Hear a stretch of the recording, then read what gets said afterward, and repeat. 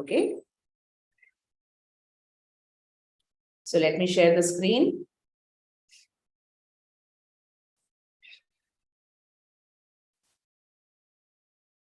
So here we are going to start with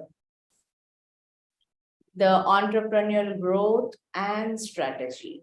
Okay. So, what do you mean by the entrepreneur's ventures? What do you mean by that? Like in yesterday's class, how I said, an entrepreneur will be planning various ventures and various businesses. So, he will try to form a planning for their ventures in such a way that they are informal and unsystematic. So generally they tend to be informal and unsystematic. So for the systematic planning, the nature, the size, and the structure of the business will be varying. Each business venture need not be of the same size, with the same capacity, or with the same kind of a structure or size, isn't it? So the ventures, they start on a low ratio, and then slowly they start expanding, and then they need, the planning will try to diversify and whatnot. So many things will simultaneously happen when it comes to the entrepreneurial planning and growth. Okay. So what are the different types of planning does an entrepreneur will be doing? So entrepreneurs are individuals who recognize the opportunities. As I said, entrepreneur need not be a group of people. So a single person, an entrepreneur with an innovative idea, can formulate a strategy, a game plan, a business plan, and then start the venture or the business.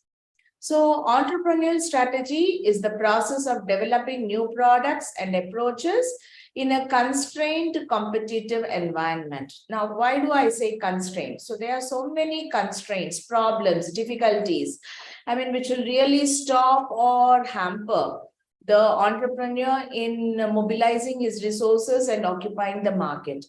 And moreover, you have a lot of competition in the market. You need to survive in the competition. As we know, the competitors will be numerous. Yesterday, I told you people about the mosquito, the paper coils. In similar way, if you see any market, whether it is a perfume market, whether it is a chocolate market, garments, cars, two-wheelers, or it can be the grocery item, it can be any pulses or atta or anything. You find so much of tough competition between the products. So when an entrepreneur is coming into the market with an idea, he wants to capture the market, then he should be definitely be understanding what are his major constraints and what can be the competitive edge, what kind of competitive edge he can have, because already the competitors are there. They are with their own strategy, with their own products. Some might have been in the market for a very long period. So, the sustainability of his product always depends upon the background work and the study what the entrepreneurs do. So the need or the magnitude of the new resources always, require better management and existing resources. So whenever you're planning for a new growth or new development, you need to first plan with the existing resources what best you can do. And then based on that, you can be, be starting the venture in a appropriate planning, with an appropriate planning. So what are the important management existing resources? When we say management resources or management activities, it can be the effective financial control, or it can be the managing the inventory, or it can be maintaining good records. Okay, so in this process, we have the 5 following effective strategic plannings. The first one being to examine the internal and external environment. So generally you have to do the SWOT analysis. What are the strengths? What are the weaknesses? What are the opportunities? And what are the threats which are there in the market? Okay, what do I have? The internal strengths and weaknesses, and external, what are the opportunities and threats which are there in the market? And then formulate the venture's long range and short range strategies. Like you need to formulate your mission, your objectives, your strategies, your policies. Okay, so objectives are nothing but mission and objectives are nothing but your game plan, or I mean the primary goals. What do you want to do? Where do you want to be? How do you want to reach there? Okay, and the various strategies which are going to help you in reaching the avenues, and what kind of policy decisions the entrepreneur has to take to achieve those targets. Okay, and then implement the strategic plan. So you need to implement the strategic plan, whatever you have put on the paper. Okay, so your effective planning has to be utilized, has to be put on the paper. Like, I mean, a detailed program has to be formulated, the budgets have to be finalized, and the procedures wherein the program can be taken forward. All these things have to be identified and designed. And then you need to evaluate the performance of the strategy. See, once you prepare a game plan and you try to apply the things and then just forget or ignore that, that is not going to help. In a way, you need to check whether the performance is good or not. You need to do the evaluation, whether you are there or whether you're going as per your the yardsticks, what you have set aside, and your game plan is going smoothly according to that, or there any deviations. If any deviations have been identified, what kind of follow-up action you are taking, what kind of corrective action you are taking, what kind of a feedback you're getting, that has to be studied and analyzed. And then for that, we need to have the growth strategies. Now, what do you mean by the growth strategies? I mean, generally a venture, once it starts, it will be going for the rapid expansion. I mean, once it has set up a foot in the market.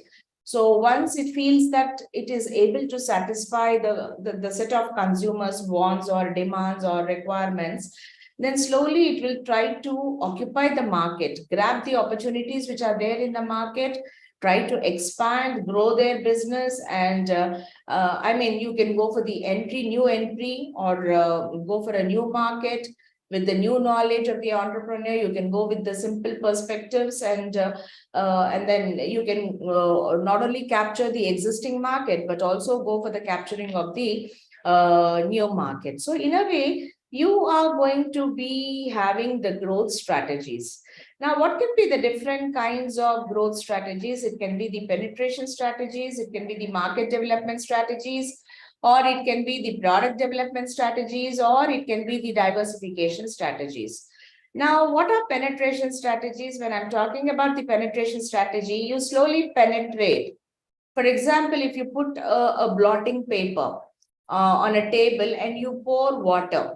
Okay, so what happens to the water? Slowly it will be flowing under the paper, and it will penetrate to the entire paper, whatever the blotting paper you have put up. So it will slowly penetrate into the under the entire blotting paper. So that is what is called as penetration strategy. You slowly try to slip into the market, and then try to, sell your product into the market and capture the market. Okay, so it focuses on firms existing product in the existing market. So what is really happening in the existing market? What kind of a report you have? What kind of a feedback you have from the customers about the product which is existing and which is serving the existing customers? Okay, so you might have seen most of the companies, what do they do? To boost the sales, they provide some kind of offers.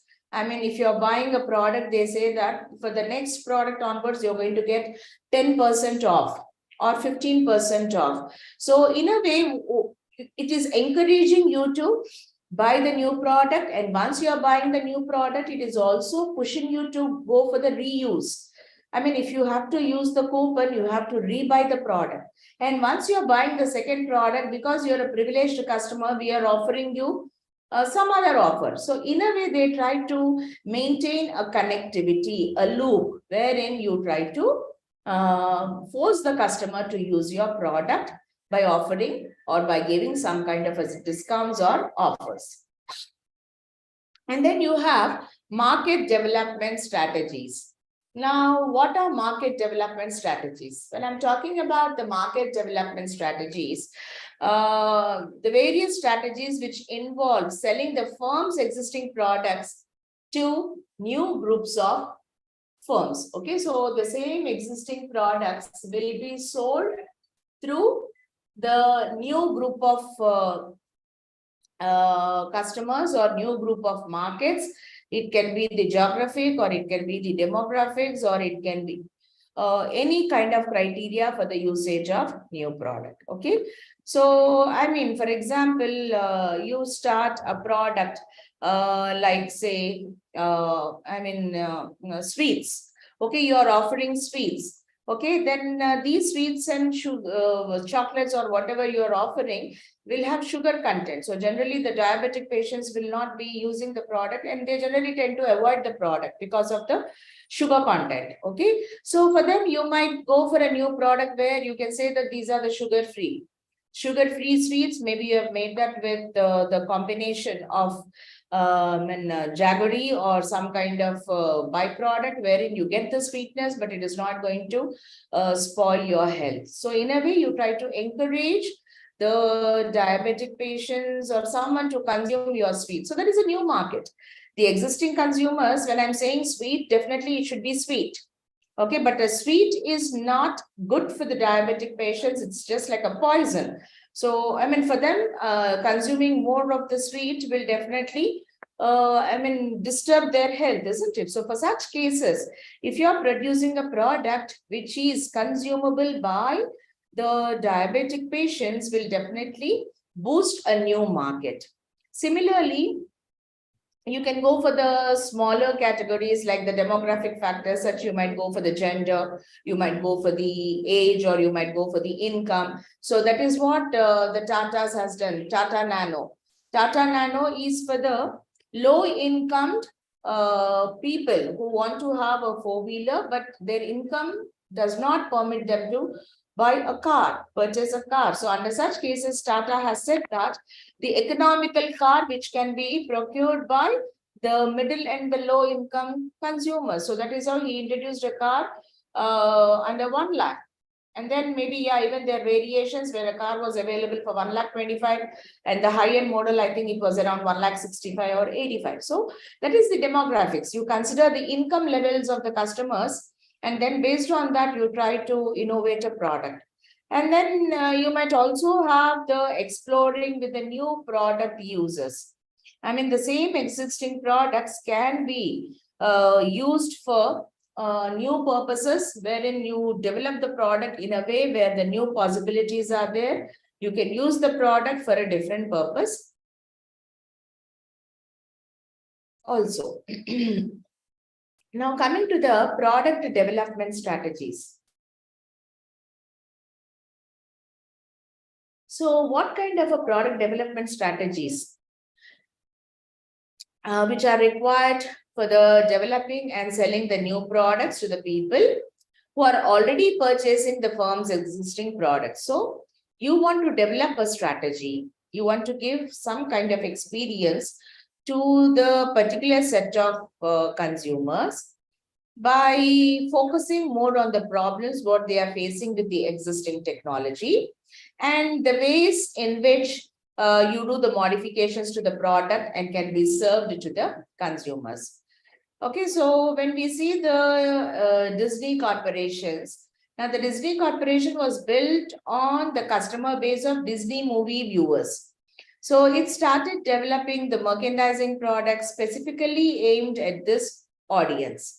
So generally, if you see the Disney movies, they are more of fantasy. They are more of, I mean, which particularly attracts the children and the teenage group, right? So that is how they start exploring and developing the products for that particular segment, which need or which want or which try to explore the new kinds of products in that particular segment. And coming to the diversification, it is a strategy which involves selling a new product to a new market. Okay, so you're altogether selling a new product to the new market. So it can be the any of the methods following, like it can be the concentric diversification, where it involves the action plan of a company for building competitive advantage and increasing its bottom line. So, I mean, you want to stay in the market for a long time. So whatever new product you're introducing with the diversification, the company wants the product to be staying in the market for a longer time. Okay, so in a way, you're trying to make avenues for a long-term growth and development. And then you have the horizontal diversification. Now, what do you mean by horizontal diversification?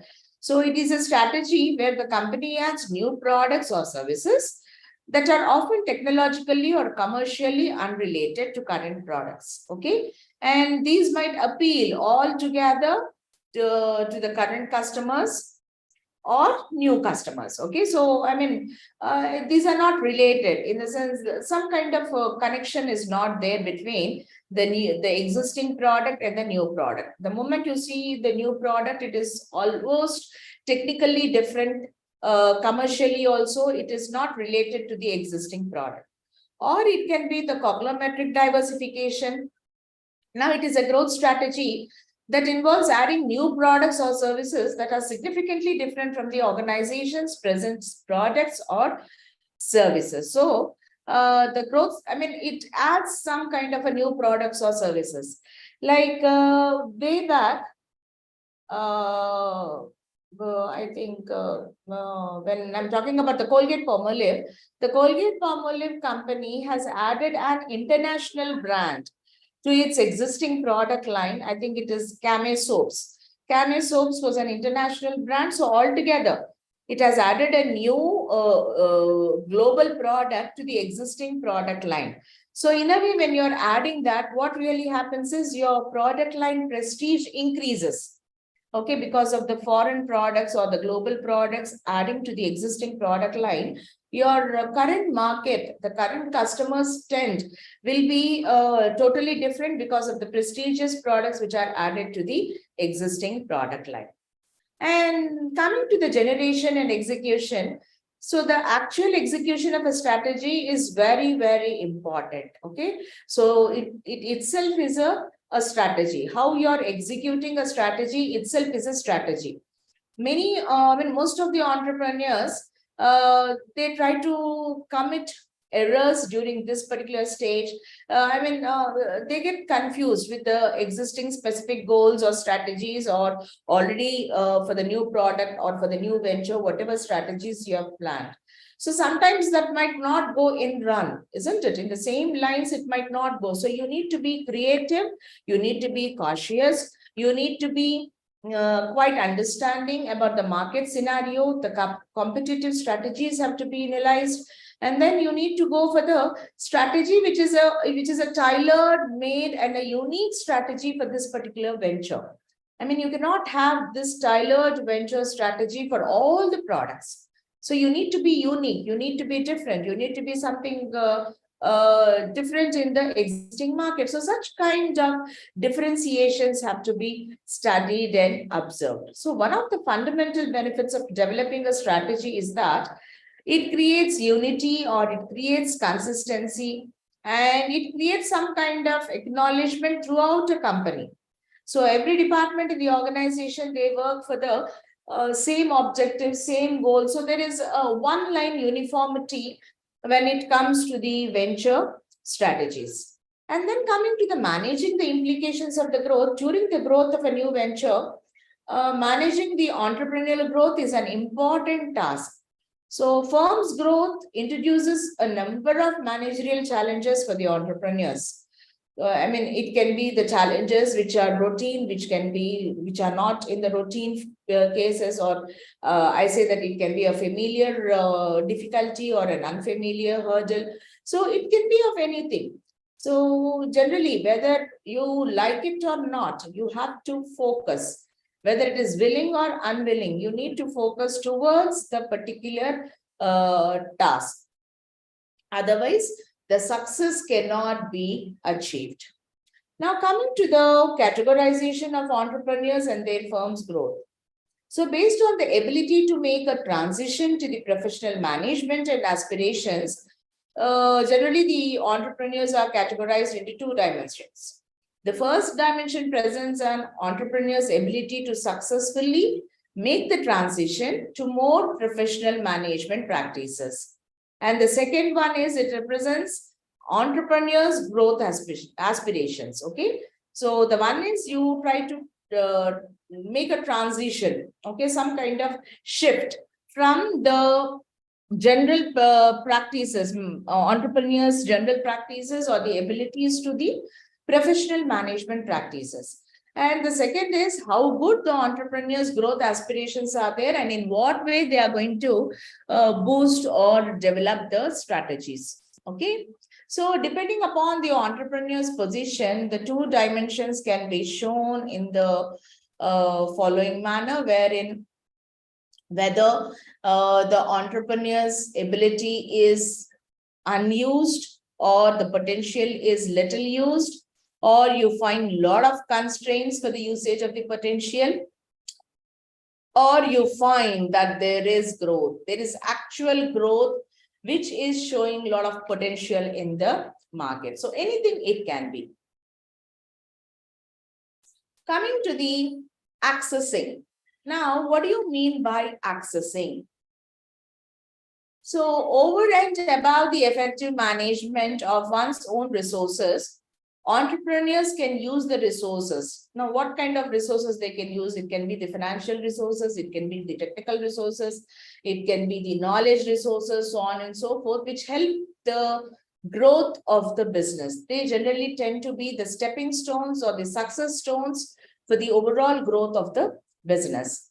Now, this accessing to the financial resources is the key issue for the entrepreneurs. Now, as we know, the finances are the basic blood which infuses the functioning of any enterprise.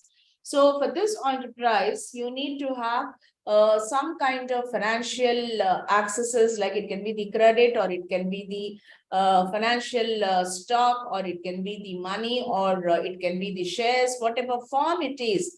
It forms the major blood which infuses the growth and development of the venture, that is the entrepreneur skills or the new entrepreneurs. So what is the one of the major constraint? The one of the major constraint generally faced is the credit. How to raise credit?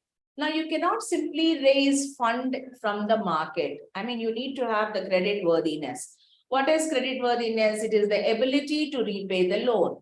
Unless you have this credit worthiness, you cannot be accepted for the proposal of giving loans or credit. So getting credit from the market is very, very difficult. And for this, what do? This can be achieved through various modes like joint ventures or acquisitions, mergers, takeovers, so on and so forth. So apart from these, the funding part, they also need to obtain the human resources, which actually form the basis for the manufacturing of the product. So you need your capital, that is the fund, you need your human resources, you need your machinery, and you need all your infrastructure to manufacture the product in a proper manner. So the first and foremost is the franchising. Now, what do you mean by franchising?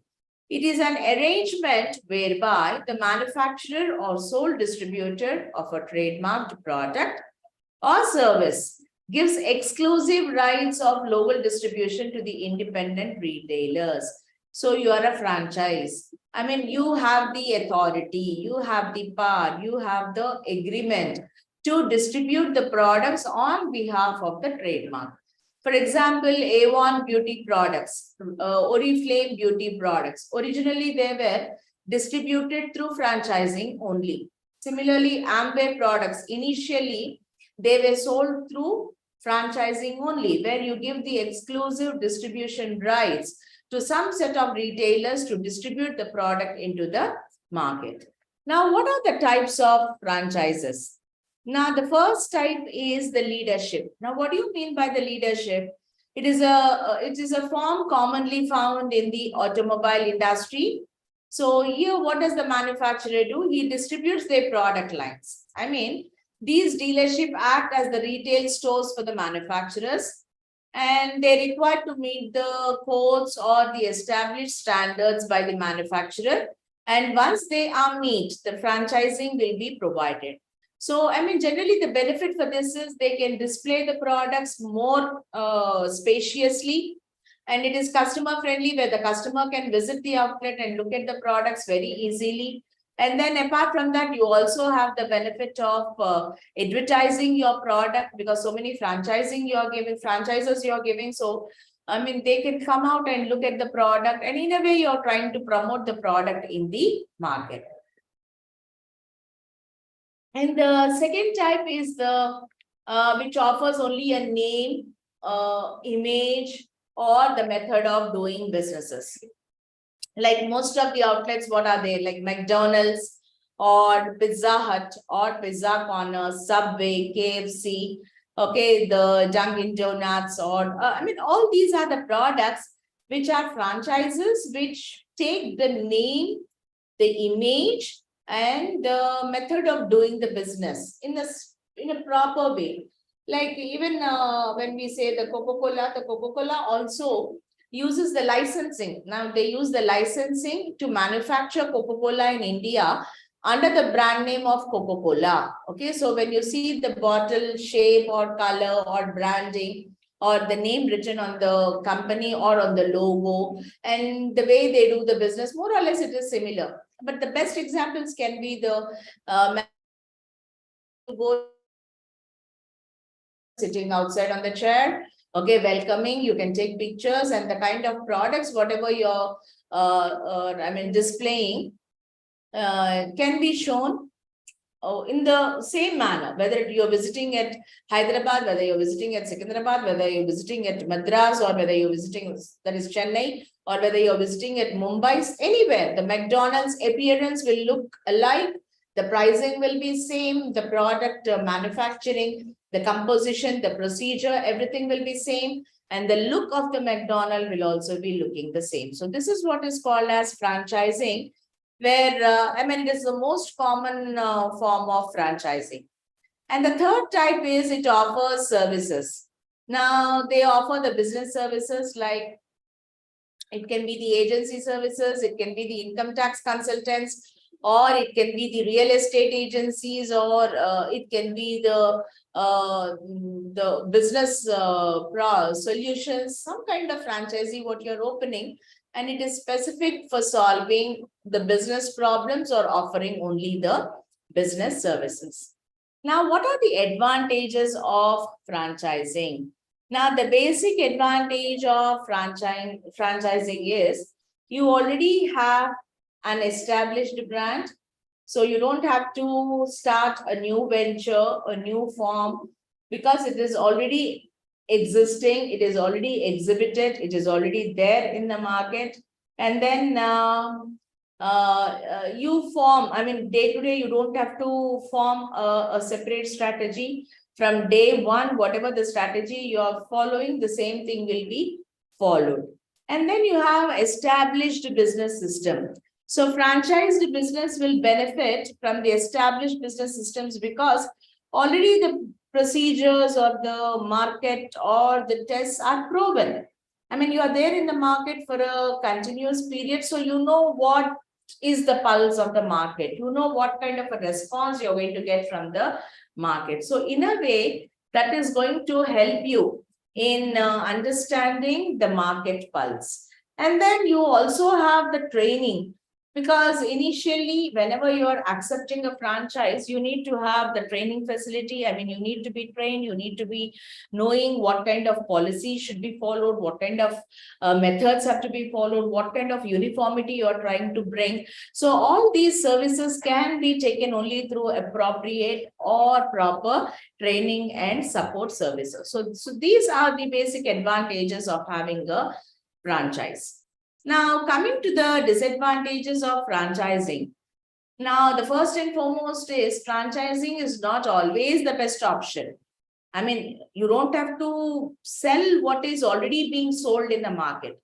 You don't have to sell somebody's idea. Now, what do you mean by an entrepreneur? An entrepreneur is a person who comes up with a new innovative idea.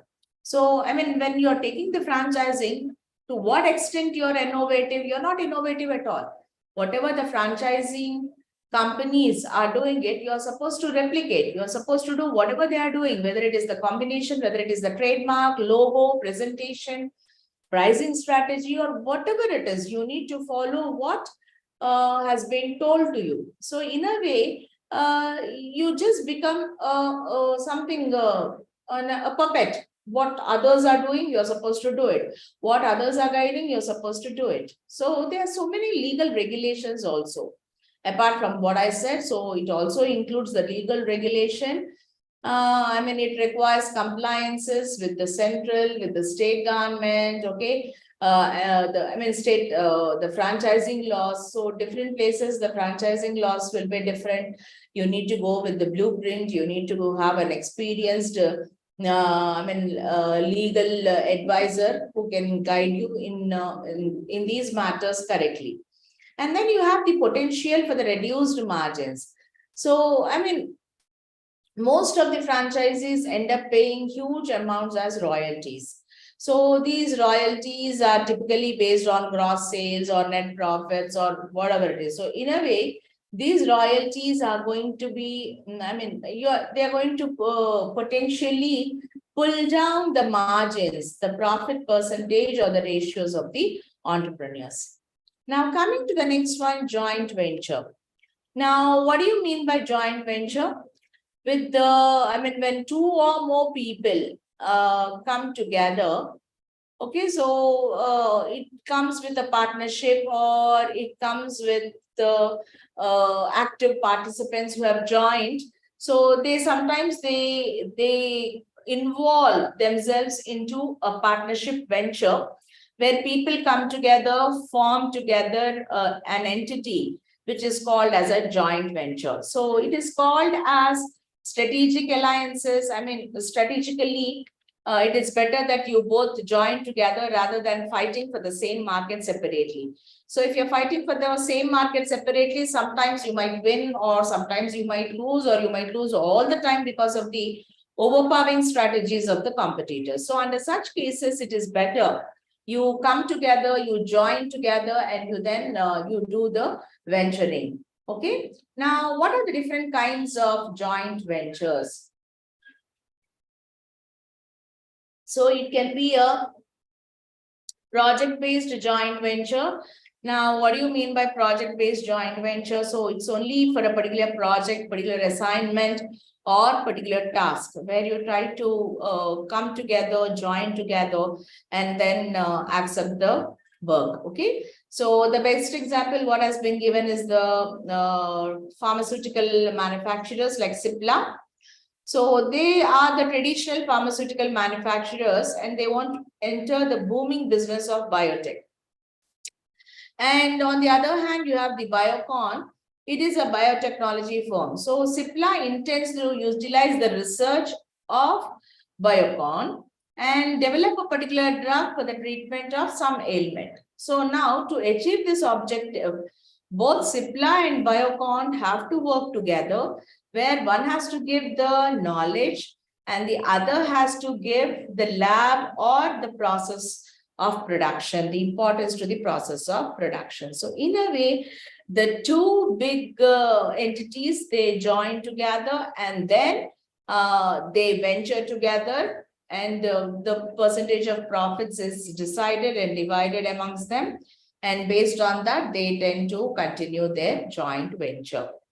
Now, coming to the next one, functional based joint venture. Now, under this type of joint venture, companies come together to achieve a mutual benefit. Now, what is a mutual benefit? It can be due to the synergy in terms of functional expertise, or it can be to enable them to perform more efficiently and effectively in the market. So generally, a company will be specialized in the formulation of the business, and it has various patents and trademarks, but it lacks funding. So B company has a lot of funding avenues. It has huge capital resources, but it does not have any patents or trademarks. So what they can do, both A and B together, they can venture, because A has patents and trademarks and B has the resources.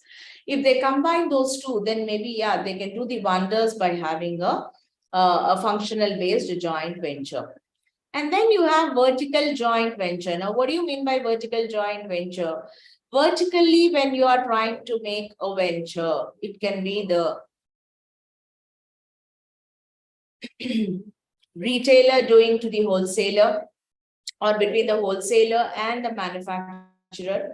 In the vertical line, the different stages of an industry can be chained together. Okay, so the verticals, they generally enjoy some kind of success, high success rate, and it also deepens the relationship between the buyer and the seller or the supplier. So, I mean, in vertical format, the different levels of the suppliers. Okay, so it can be the manufacturer, it can be the wholesaler.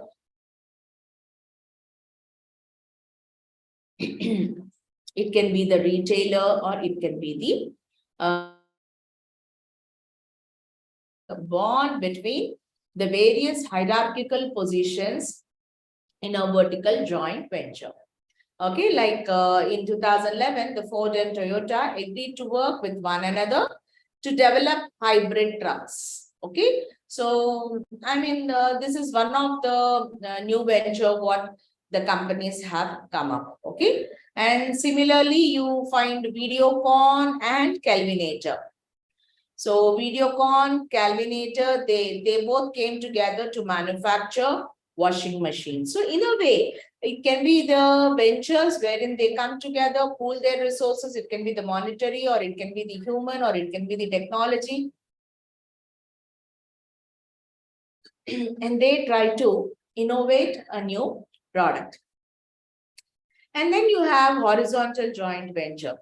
Now, what is a horizontal joint venture? People in the same line, that is the two manufacturers, two wholesalers, or two retailers.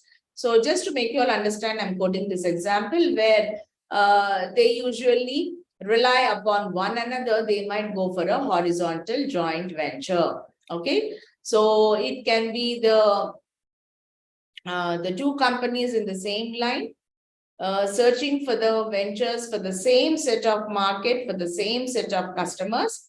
Instead of fighting differently, I mean, these two can come forward, form a venture, and horizontally they can meet the requirements or cater the requirements. Like one company is specialized in one thing, the other one is specialized in a different thing. So merge together, act together, and give the best to the customer. Now, the benefits of joint venture is it has the access to the key technological know-how, and then it has, the local distribution network, knowledge of local culture, and there is an instant access to other parties over resources. Generally the liability is limited, and there is reduction in risk as against the sole tradership.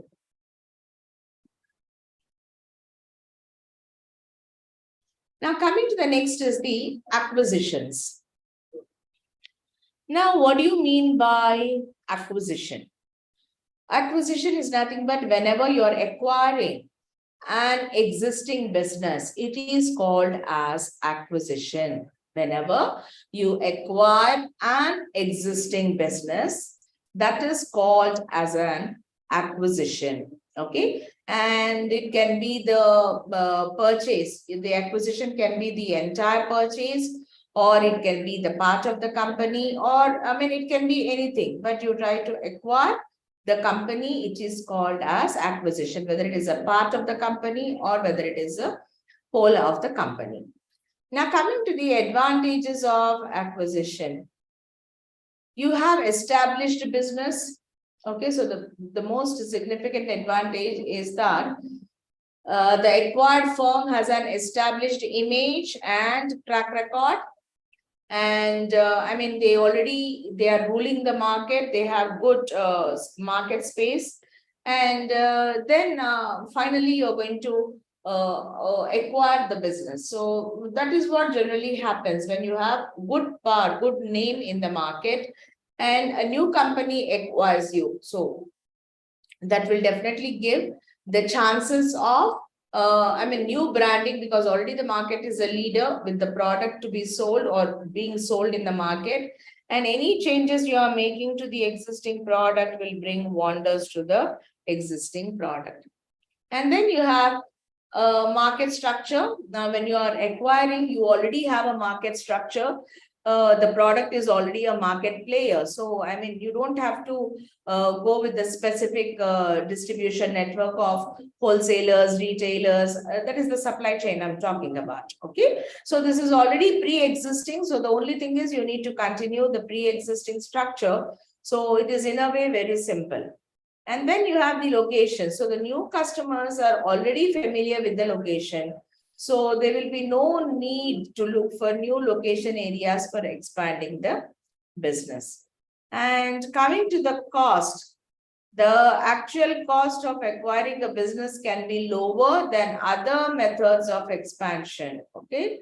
So because you don't have to, I mean, you can just continue with what you have acquired, what is already there. I mean, you don't have to go for the, I mean, from the scratch, from the foundation, you don't have to change anything.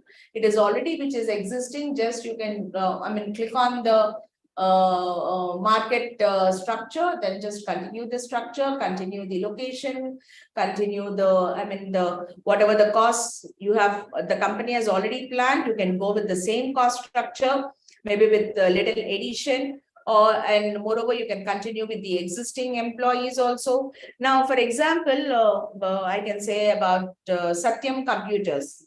Now, Satyam Computers, after the fraud done by the Satyam Ramalingaraju, what really happened? The employees of Satyam Tech were in the doldrums. They don't know what to do. I mean, they don't know what is the fate of the company. And then the Tech Mahindra has come forward and has acquired Satyam Computers. And once it has established the Tech Mahindra, I mean, after the acquisition, Tech Mahindra has continued the old employees who were working with Satyam Computers. And maybe the margins were different, maybe the pay structure was different, but still it could use the location, it could use the company's technology, it could use the company's I mean, the stake in the market. So everything is being used by Tech Mahindra. Okay, and there's a lot of opportunity to be creative. I mean, as an entrepreneur, you don't have to be concerned in finding the suppliers or searching for the channel members, or you don't have to go for the hiring of the employee or procuring the raw material or whatever it is. See, because everything is already existing. The only opportunity what he can concentrate is on being more novel, being more creative in making the strategic decisions which will try to capture the market. Okay.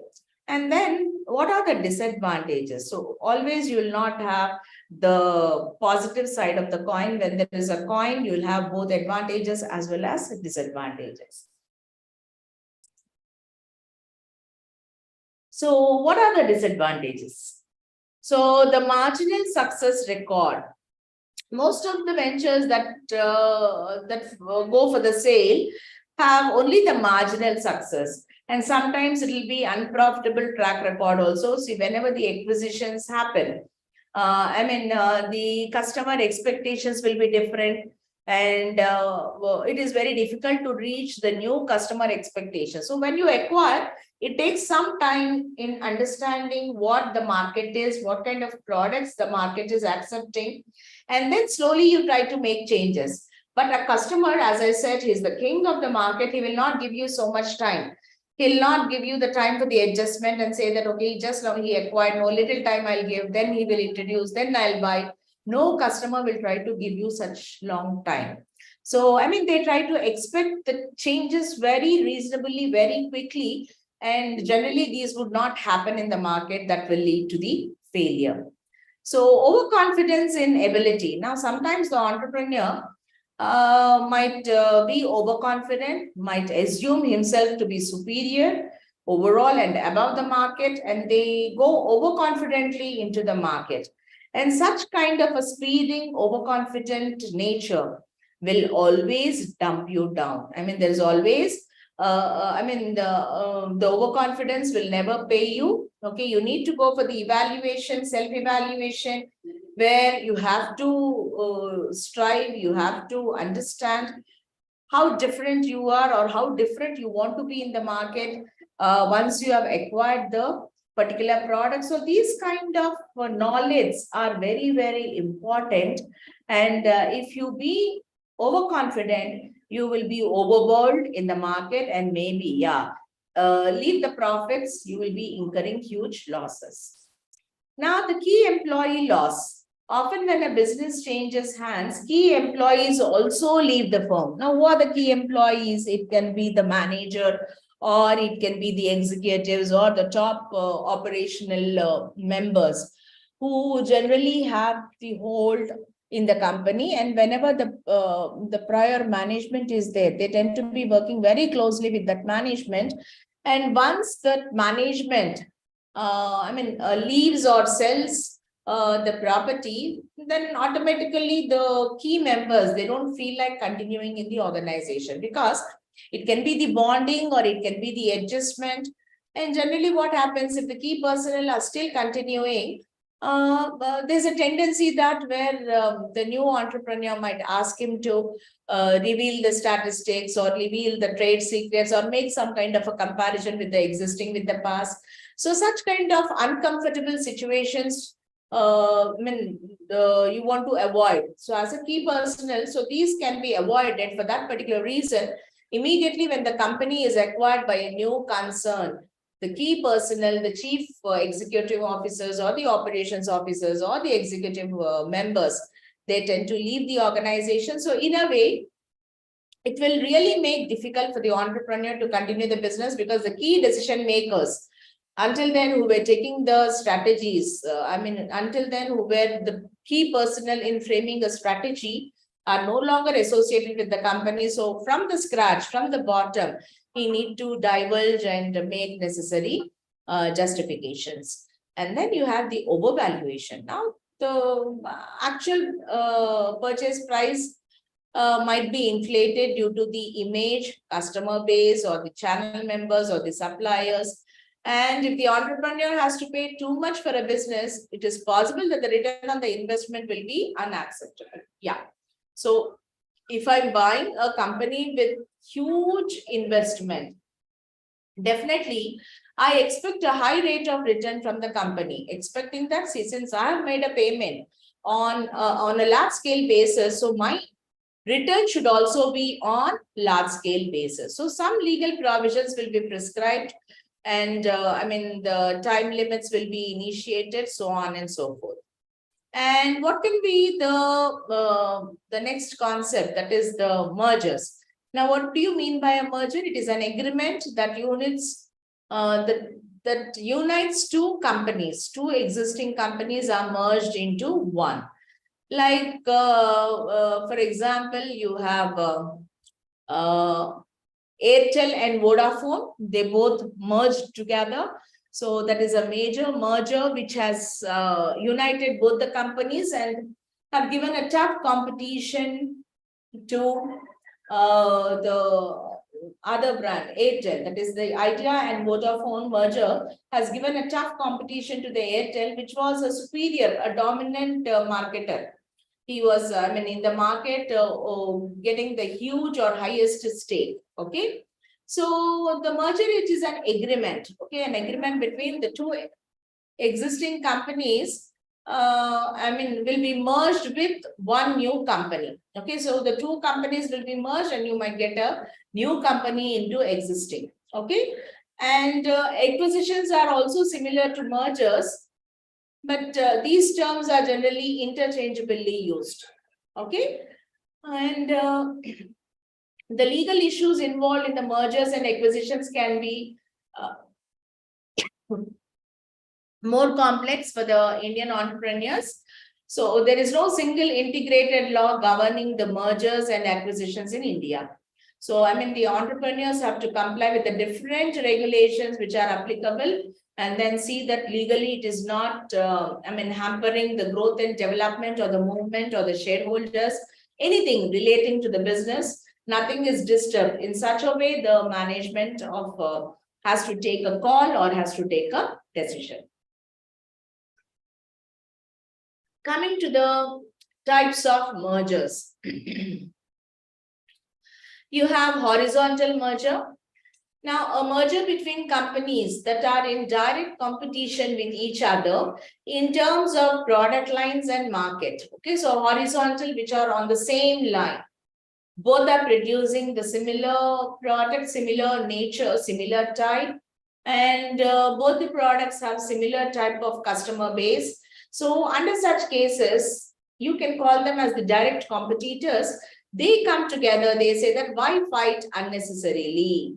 We are going to merge and compete with the competitors. So that is what has done. So as example as given in the 2018 Vodafone and the Idea Cellular, both have merged. And again, ONGC and Hindustan Petrol, HPCL, Hindustan Petroleum Corporation Limited, these two have merged. Okay, so in a way, both of them are supplying and the distributors of petrol and oil and gases. Okay, and coming to the vertical merger. Now, the vertical merger is between the companies that along the same supply chain. Like it can be two retailers, it can be two wholesalers, or it can be two kinds of suppliers. They align in the activities which result in the vertical merger.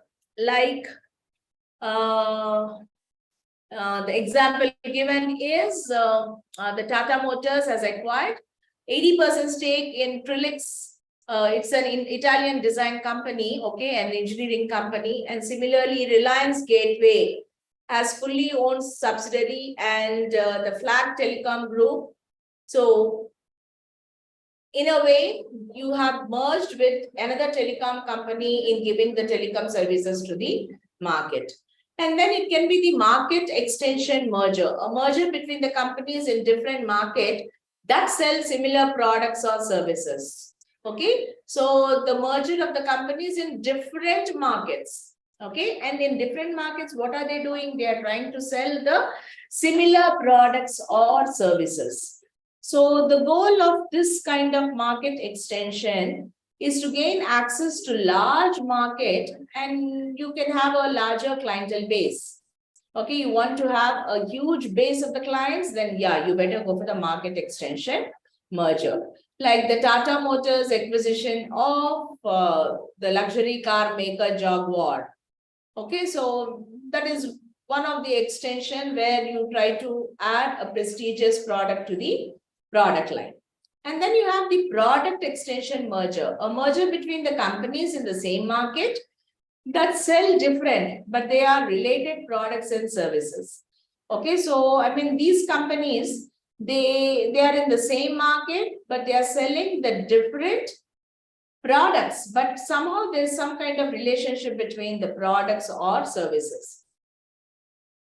So again, you can take the example of Tata Chemicals acquisition of British Salt. Okay, so in a way, I mean, we have the Tata Salt, we have then Ashirwad Salt, whatnot. Everybody has entered into the salt market, and otherwise 7 rupees, 6 rupees kg packet of salt, because of these branded companies, has, I mean, increased to 21 to 28 to 30 rupees per kg. So sometimes the mergers will have ill effects on the consumers also. Now coming to the conglomerate merger, a merger between the companies is unrelated business activities. Okay, like I mean, a car manufacturer buying a textile, or a cloth company buying a software company. So it can be totally unrelated, but they have a merge. Now, it can be a pure conglomerate merger that involves companies that are totally unrelated and they operate in distinct markets. Or it can be a mixed conglomerate merger, like it involves the companies that are looking to expand product lines or target markets.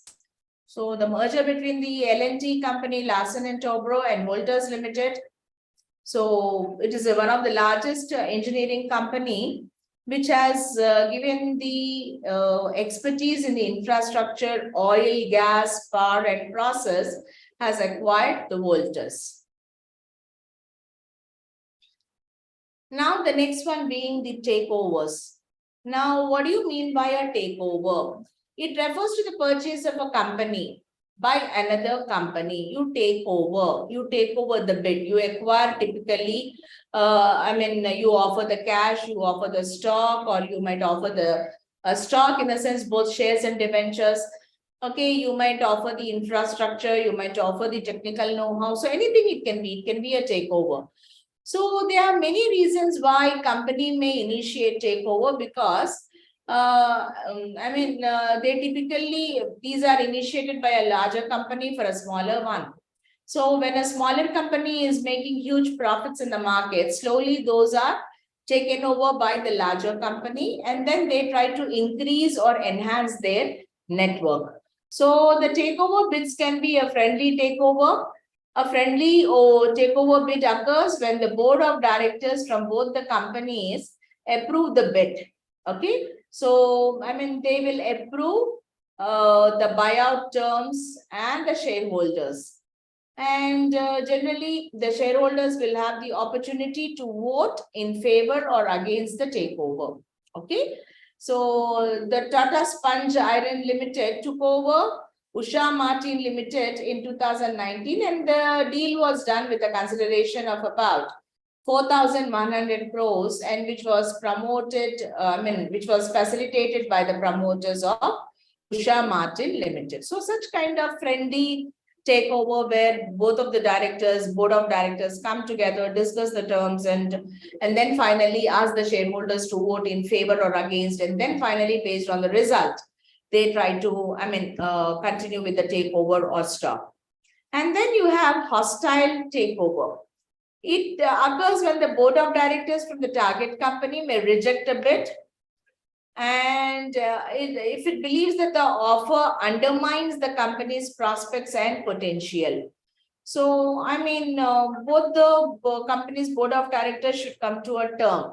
But if one of the company's board of directors feel that their offer undermines the company's prospects, it is demeaning the company's position in the market or the potential in the market, then the disagreement comes. Okay, so the two more commonly used hostile takeover strategies are, I think, the tender offer or the proxy vote. Okay, so where the tender offer, now I want to quote here the case of Rasi Cements Limited and Sri Vishnu Cements Limited. So in a hostile bid for Rasi Cements Limited, it made an open offer of shares at rupees 300 per shares, but the real time the share value was only 100 rupees in stock exchange. So you must be knowing, in the stock exchange, only the listed company shares are sold. So when the price of the share is only 100, they were proposed to get a 300 rupees per share. So the stock exchange has not accepted it. The government rules were violated. Hence the bid could not happen. Okay. And then we have reverse takeover. Now, what do you mean by reverse takeover? It occurs when a private company purchases a public company. Okay.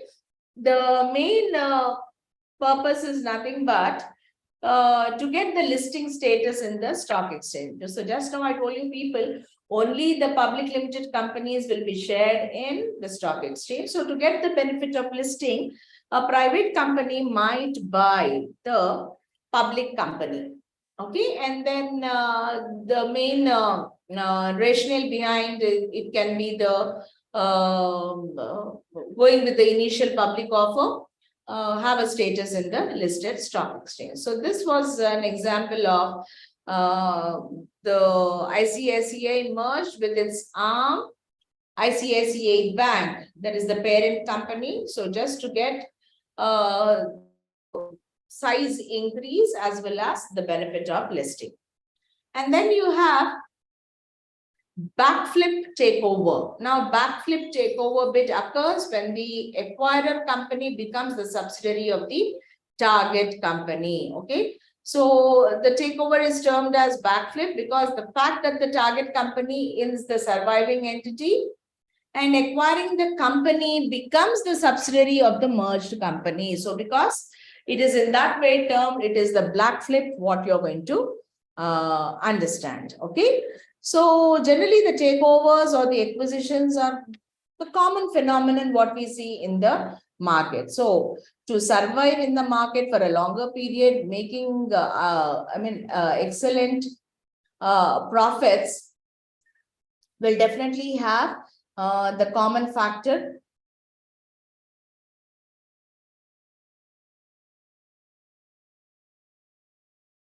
Just a second.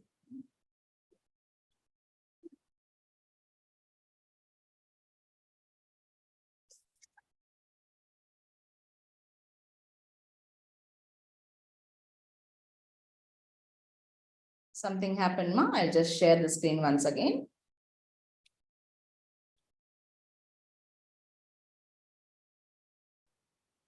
And the next term being the downsizing. Now, what is downsizing in a generally in a business enterprise? Downsizing is nothing but reducing the number of employees on the operating payroll.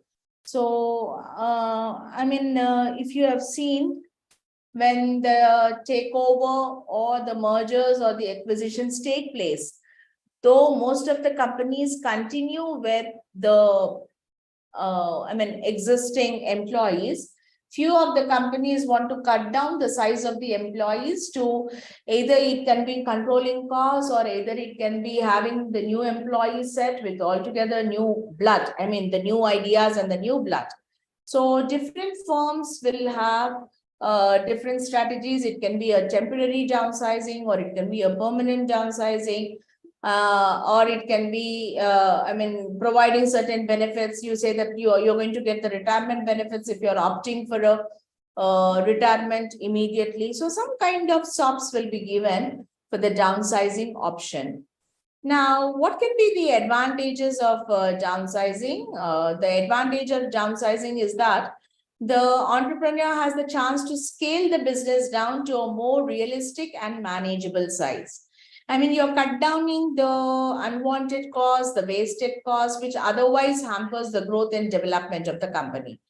And it can also be the revaluation. Now you want to reevaluate the business again from the scratch. The two companies have merged. You don't know what was happening. I mean, in detail, in depth, what the picture the companies are showing outside in the market is different.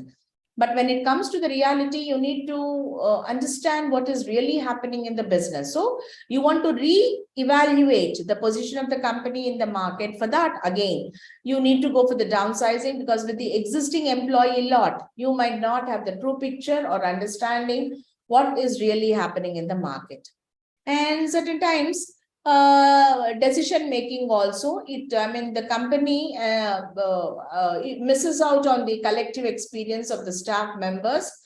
So the company's decision making is affected. So generally, because the valuable opinions or the inputs of the employees who are leaving will be missed out. So an entrepreneur has to think well before making the decision of the downsizing, like whether the decision will affect the productivity, the continuity, and the profitability of the company or not. Based on that, the company has to take a call in downsizing. And then the reputation, yeah. Once you start cutting down your own employees and outsourcing the job.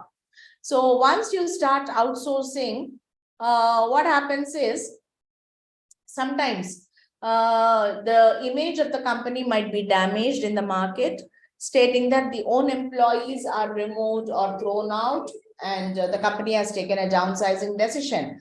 But again, it is trying to go for the outsourcing of the job, of the task, and employing those people to get the things done in a more systematic manner. So the own employees are thrown out. So that might not be taken positively in the market as and when such kind of actions are dealt.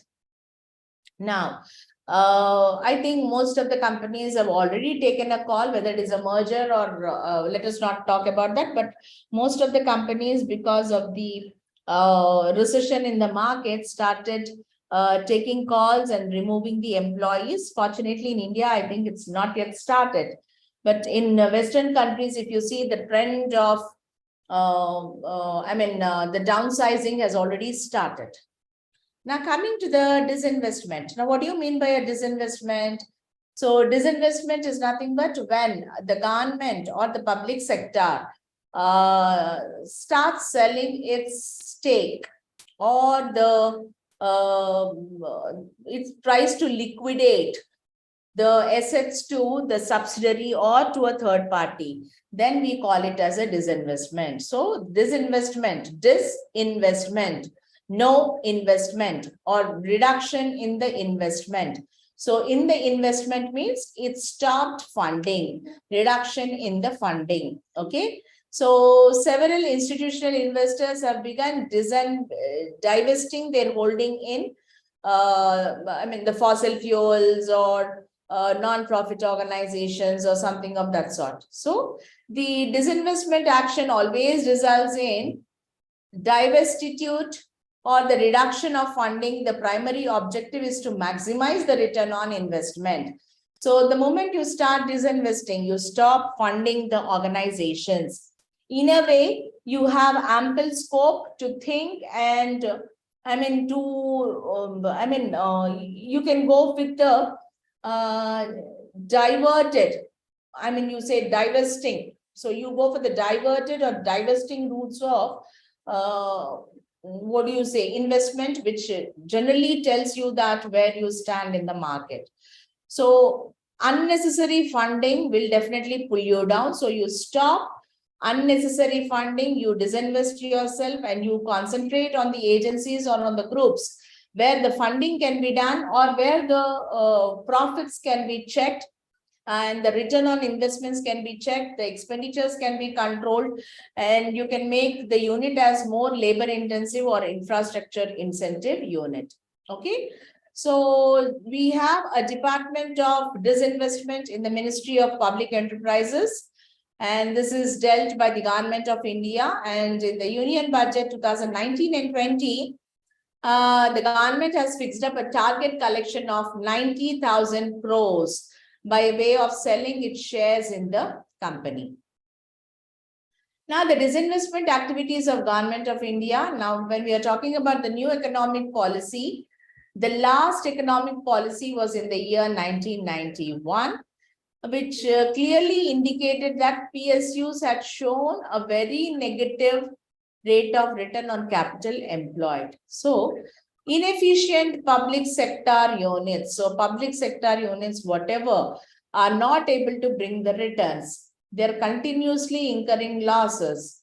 So if a public sector unit continuously for a period of 3 years incurs losses, it will be converted, or it will be identified as a sick unit. So under such cases, if the government has identified that these are the sick units which are not recommended for the funding, such units will be considered for the disinvestment. Okay. So, the factors responsible for the low profits in the public sector units can be the pricing policy. So generally a public sector unit will be established not to earn profits, not to make profits, but to do service to the society. So whenever the service motive comes, your profit percentage will be always be reduced. So your prices will be less, so your profits will also be less. And the underutilization of the capacity, you're not using your 100% capacity, which will definitely, reduce the profitability position of the company.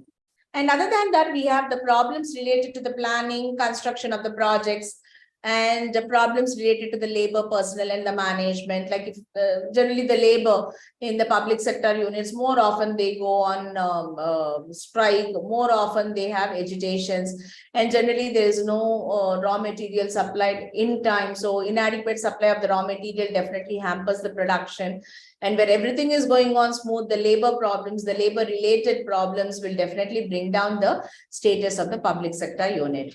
And there is no autonomy. So, whenever it is a public sector unit, you find a lot of red tapeism, bureaucracy. For everything you need to take permission, and the permission is not immediate. You need to represent it. The file will be going from so many sections to so many officers. And by the time it comes, maybe the time is lost permanently, because of which the public sector units incur huge losses. So it is the need for the government to get rid of these units and to concentrate on core activities which can be identified and which can be revenue generating. Okay, so the main objectives of the disinvestment are to reduce the financial burden on the government, wherein the government funding can be diverted to more productive activities, and you can have the improvement in the public finances. You can have a good competition and market discipline, and you can have the fund growth, and you can have a wider share of ownership and depoliticalize non-essential services. So in a way, the disinvestment main objectives have been identified or outlined in the above manner. Now, coming to the importance of the disinvestment, so the financing, the fiscal deficit, so whatever fiscal deficit is there, that has to be financed by increasing that. And the financing of large-scale infrastructure development projects and investing in the economy to encourage the spending, and retiring government debt, almost 40 to 45% of the center's revenue and receipts go towards repaying public debt interest. So, I mean, you need to reduce that. You need to reduce your interest. You need to reduce your burden. As far as possible, you have to repay the loans. And generally for the programs like, so for the civic programs or for social understanding, providing the funding for the health and education. And it also assumes significance due to the prevalence of an increasingly competitive environment. So, I mean, it is very difficult for a public sector unit with the above disadvantage word, whatever I said, to function in more competitive world and gain profits. So what can be the types of disinvestment? Generally, the initial public offer. So once the disinvestment happens and it has been acquired by another company, they initially go for the initial public offer where they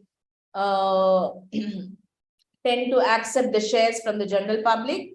It can be follow-on public offer. Once the initial public offer is over, then the company might go for the follow-on public offer to raise enough funds, or it can go for the offer for sale, or it can be the institutional placement program or cross holdings. I hold yours, you hold mine. In that way, you might raise the stakes in the public sector units through disinvestment. And the majority stake sale in the public sector units will be either through the strategic sale or privatization. Privatization means a public sector being privatized. Okay. So like the telecom sector.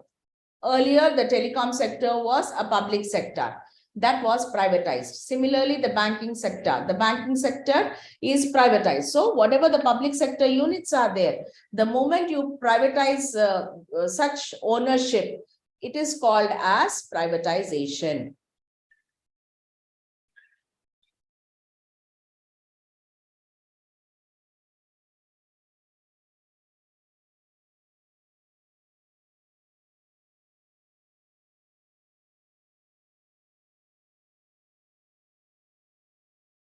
Okay, is Kumar there, ma? Yes, ma'am. Yeah. So yesterday we stopped somewhere, right? The discussion. So I just wanted to finish off. In the beginning, I wanted to do it, but you were not there when I started the class. Okay. So coming to the major question, what you asked me was, how do we differentiate a merchant bank from commercial bank and NBFC? So we did merchant banks, right? I hope you still remember. So whenever it is international trade, so whenever you are trying to trade between two countries, you go for the international trading and generally the large MNCs.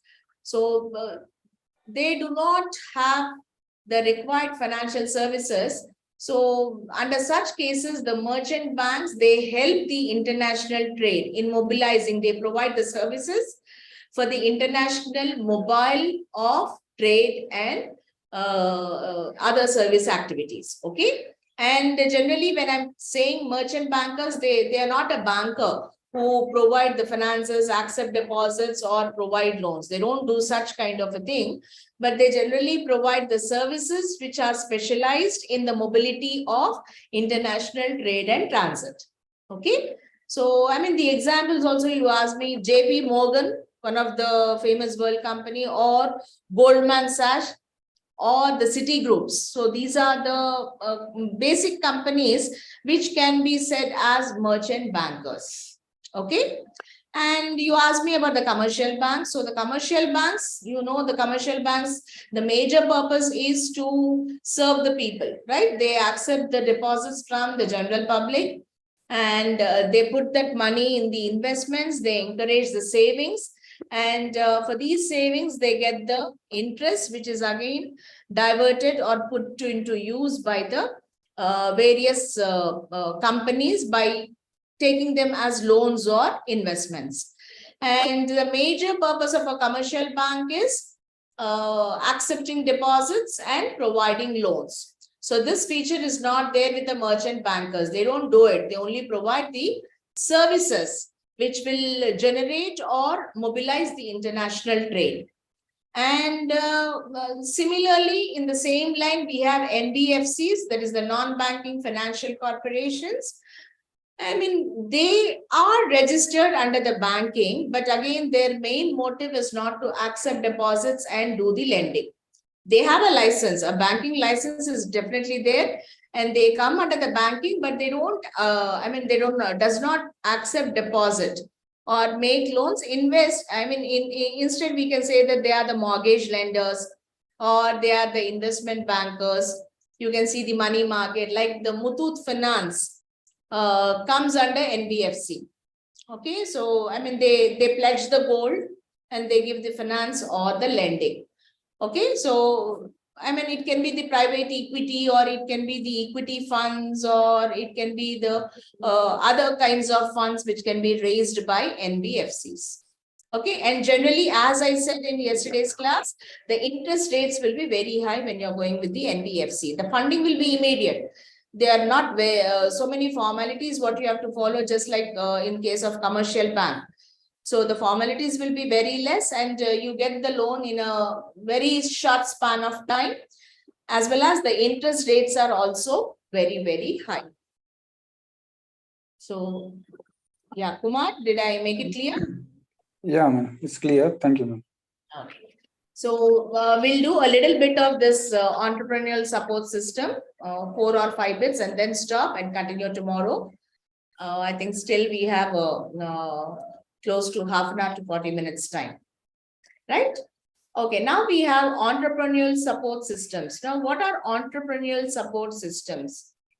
So, I mean, these are the support systems which support the entrepreneurial development. Okay, like in that we have the institutional support to medium and small enterprises,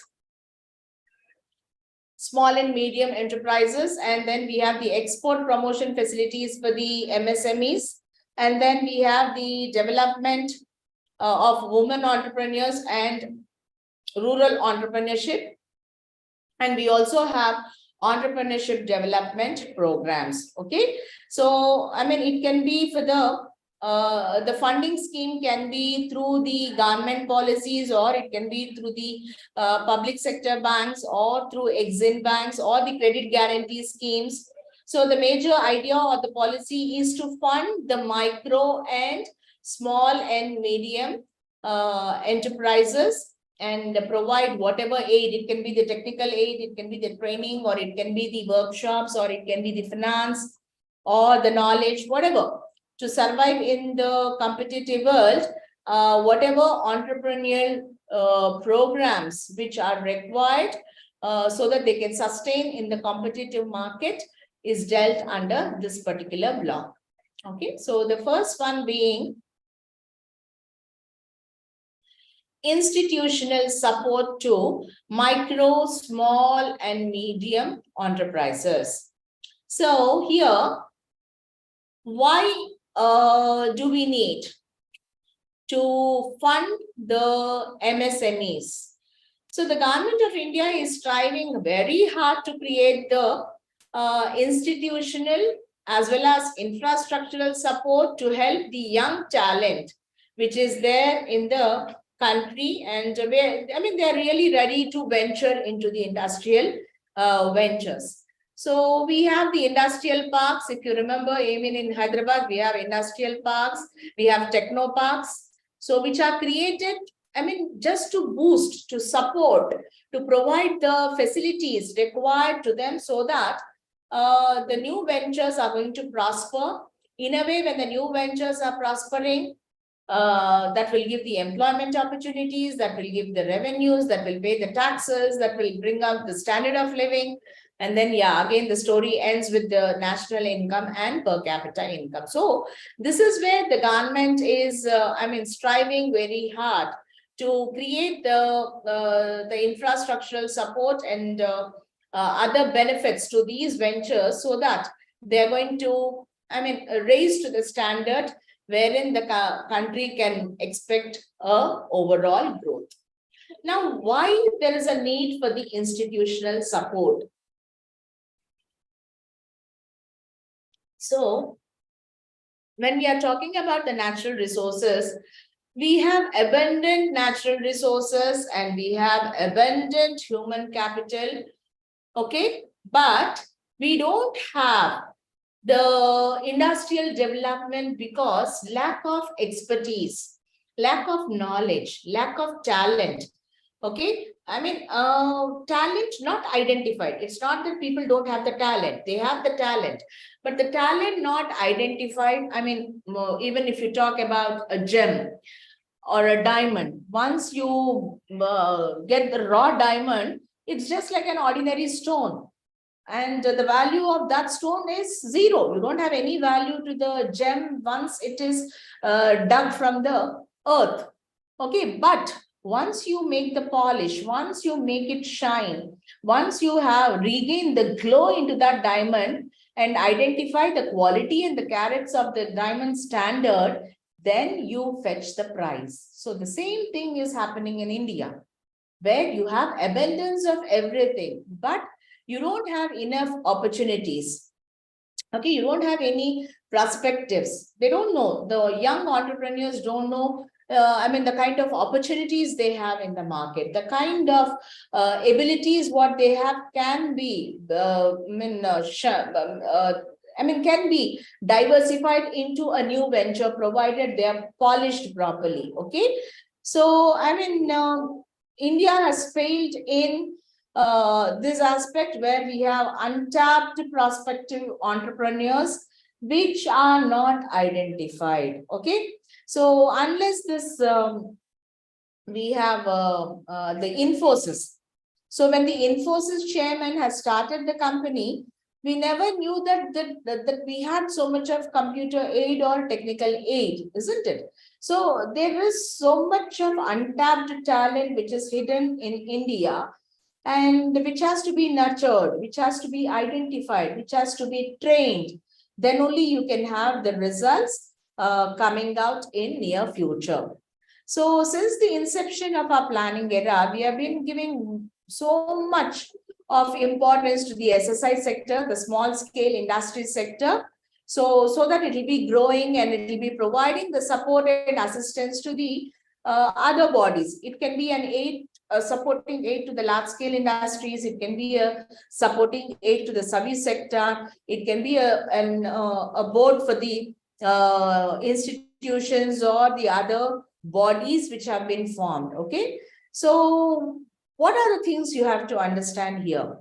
Now, to prepare the project profiles and feasible studies on behalf of the entrepreneurs, so you need to prepare the project files. Okay,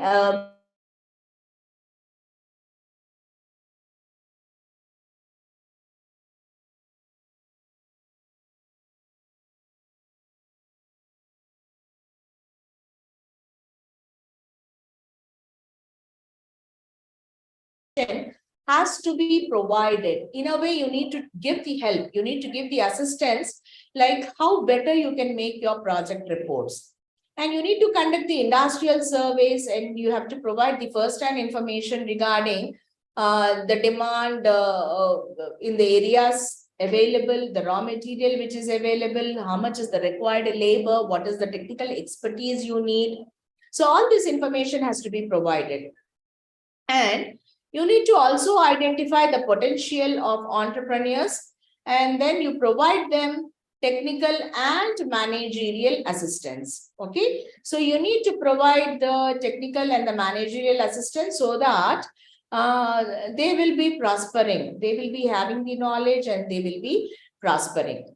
Okay, and to undertake the market researches and also the survey for the specific products, so that in future the unit may not have any difficulty in marketing their own products which have been nurtured and manufactured. And to undertake consultancy for the export oriented units, which is based on modern technology. So generally whatever the export oriented units are there, which need the modern technology to facilitate their products to the foreign markets, such kind of consultancy requirements are there. And you also need to organize the entrepreneurship development programs with a view to create awareness. I mean, you need to groom the entrepreneurs, you need to train the entrepreneurs, you need to give the required push to the entrepreneurs. So this can be done by having or organizing the development programs, and also to procure and distribute the scarce raw materials. So whatever the scarce raw materials are there and which are required for the production should be made ready. And you need to supply the machinery on hire purchase system, because buying machinery with one go, with one investment is very difficult. So you need to provide the hire purchase strategies also, wherein you can just go in for the for the purchase of the machinery. That is the mere requirement for the production process. And then you need to provide the marketing assistance also, because they don't have the marketing knowledge. They don't know how a product can be marketed, how the value can be raised, how the goods can be sold. And moreover, the market is dominant with so many competitors. So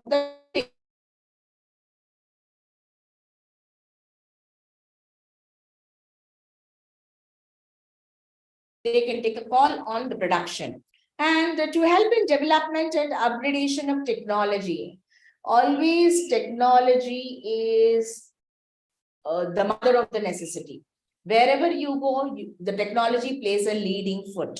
So you need to be very innovative, and you need to use the latest advanced technology so that you're there in the market, your existence is observed in the market.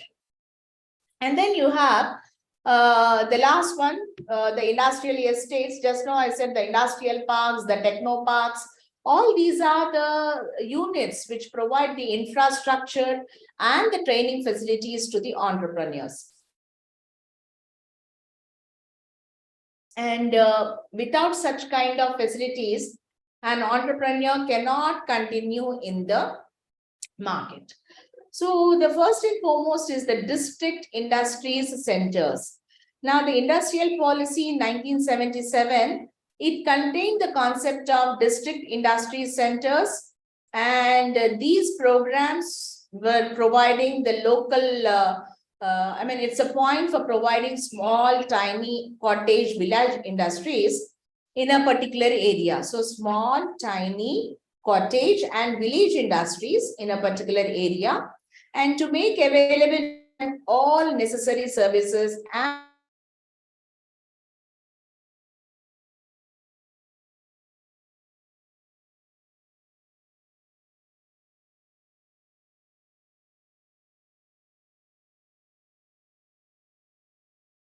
facilities. They need lot of information about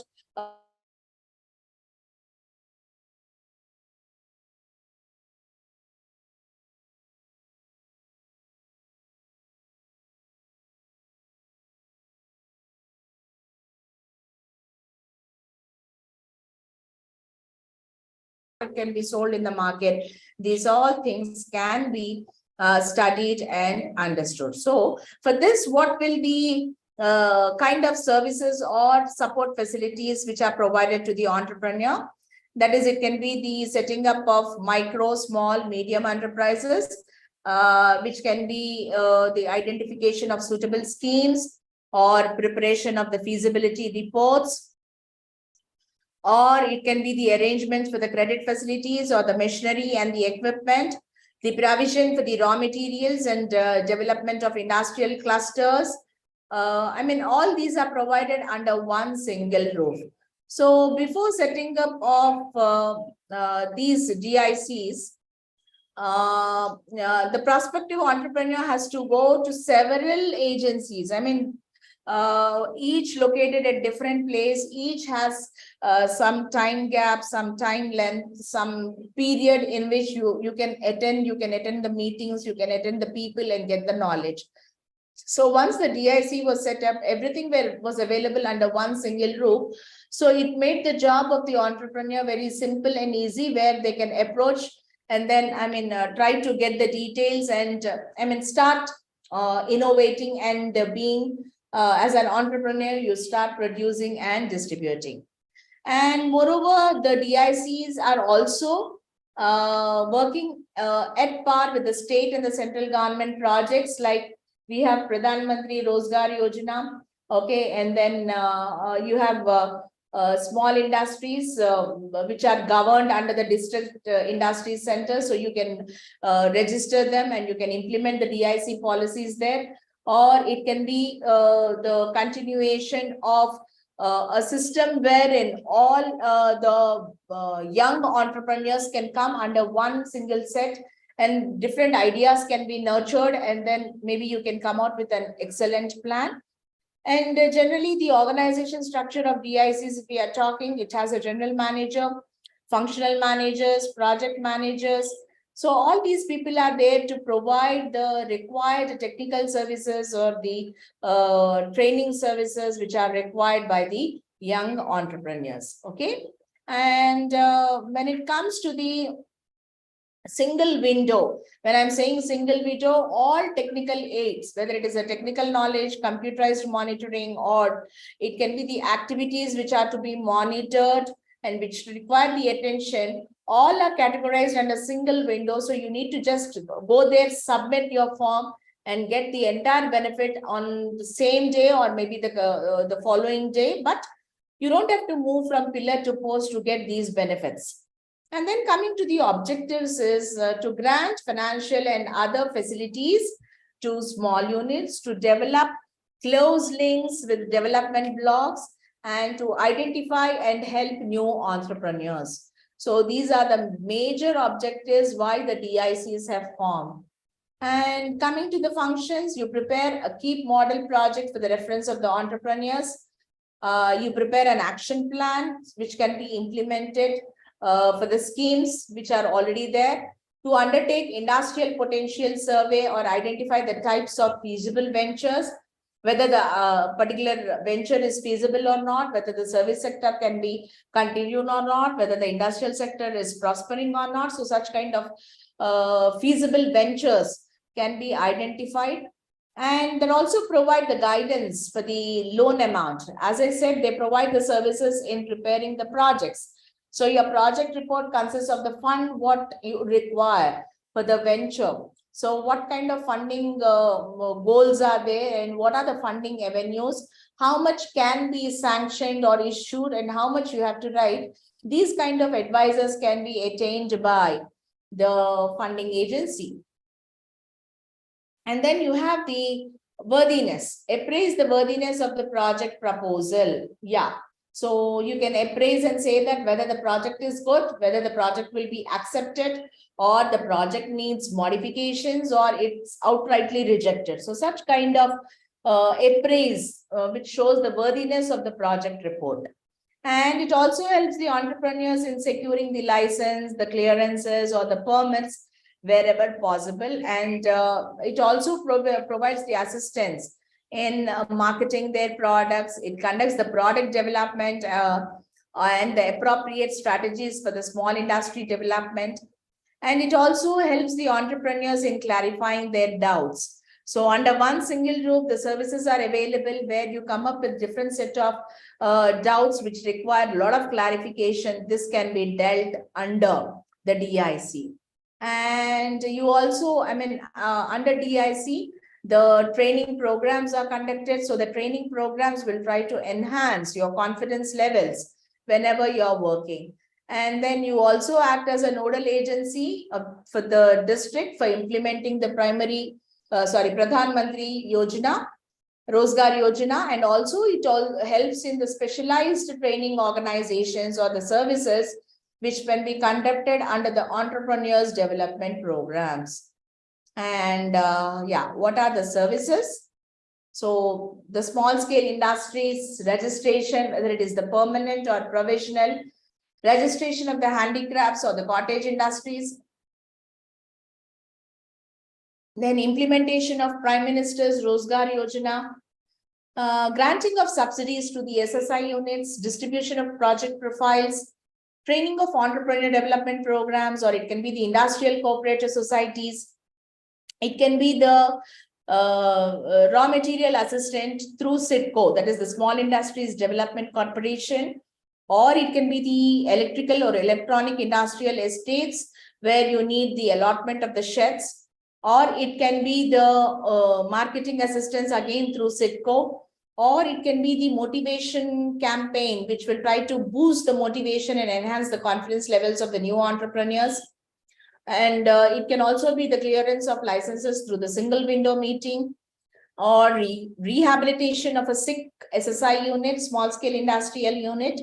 So when do you call a sick unit? If a unit is continuously incurring losses for a period of 3 years, then you call the unit as sick unit. And yeah, you can do the revival measures to rehabilitate the sick unit. And you can also go for the recommendation of the awards to the SSIs and recommendation of loan application to the banks under KVIC scheme. Okay. So, you have so many ample scopes where you can get the benefit under DIC, and either it is the services relating to the project or funding, or either it is the job related to the advisors, workshops, procurement of the materials, or electricity or industrial knowledge, whatever it is, the DIC is going to take care. And it is a single window system which is functioning to the betterment of the entrepreneurship. And then you have the Micro, Small and Medium Enterprises Development Act 2006. So MSME. So these are functioned under the MSME Development Act 2006. And it is a single comprehensive act for the development and regulation of small enterprises. So micro and small and medium enterprises, they are connected for the incidental activities. Now, when it comes to the definitions, what is a manufacturing enterprise? An enterprise engaged in the manufacture or... Sorry? Sorry, can you be a bit louder?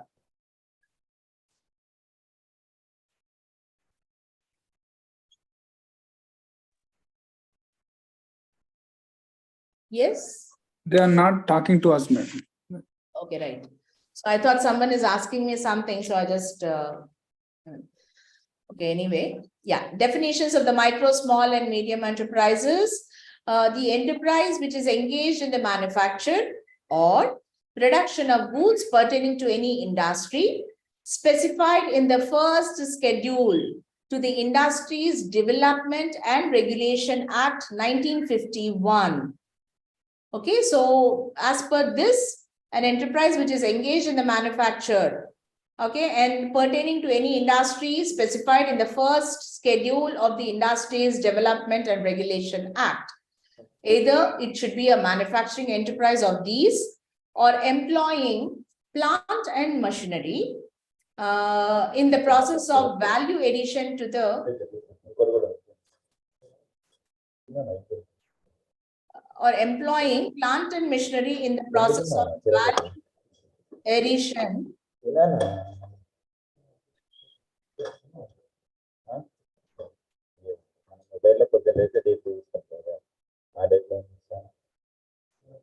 Okay. So employing plant and machinery in the process of value addition to the final product, having a degree or character or use. So under such cases, the manufacturer is defined in terms of investment in plant and machinery.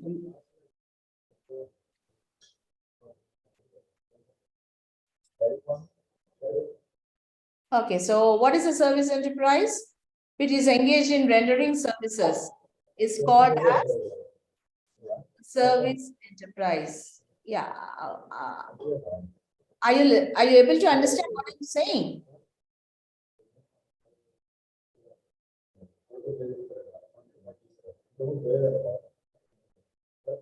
Yes, ma'am. Because there's a simultaneous parallel talking is going on. Yes, ma'am. No problem. Can someone tell them that they have to mute? Hello, sir. Can you mute yourself? I think you can mute, ma'am. You are a co-host now. Please, ma'am, we are AOU. I think you can mute them.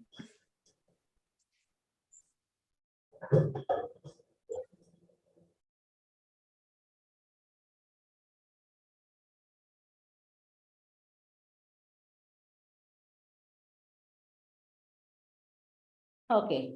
Now the prescribed slabs under MSMED, they act to determine the status of the enterprise, like what type of enterprise and what type of investment is applicable. If it is a manufacturing enterprise, that is, they make the investment in the plant and machinery, or they are a service enterprise where the investment is in the equipment. So if it is a micro, I mean, the investment should not exceed 25 lakhs. And if it is small, 25 lakhs to 5 crores. And for the medium, the limitation is from more than 5 crores to 10 crores. And if it is in the service industry, it should not exceed 10 lakhs or more than 10 lakhs, but does not exceed 2 crores, or more than 2 crores, but does not exceed 5 crores. So the major objective of this is, it is a single, it is a single comprehensive act for the development and the regulation of the small enterprises and for the long survival in the market. So this was proposed and under the rules and regulations by the committees such as Abid Hussain Committee and the study group under Dr. S.P. Gupta. So they have given suggestions for the establishment of MSMED, and the result is the MSMED Act. Now, what are the benefits available to the enterprises registered under the MSMED Act? They can procure easy finances without any collateral securities. You don't have to produce any security to raise the funds. And it is a protection against the delay payment. Whenever there's a delay payment from the buyer, so the right of interest for the delayed payment of the interest is also vests with you. You're not forced to pay the interest. And you have the preference in procuring the government tenders. And you have the stamp duty and the octroi benefits. The stamp duty charges will be lower, and even the octroi duty charges will be also lower. And you have a concession in the electricity bills. You have reservation policies for the manufacturing and production sector enterprises. And you will also have time-bound resolutions for the disputes with the buyers. And you can go for the conciliation and arbitration. Conciliation, where you appoint a third party called conciliator and who will try to discuss the things instead of going to the law directly. Or it can be an arbitration where a third party arbitrator will be appointed. And amicably, without going to the court of law, you can solve the issues. And you have the reimbursement of ISO certificate, International Standardization Organization. So such kind of expenses can be reimbursed, and the 50% subsidy for the patent registration is also applicable for the trademarks registration.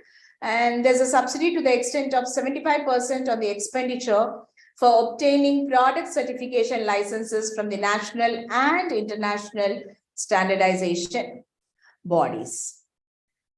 Okay, so the next part, I think from here we'll continue tomorrow, the government policy for MSMEs. So until here, do you have any doubts?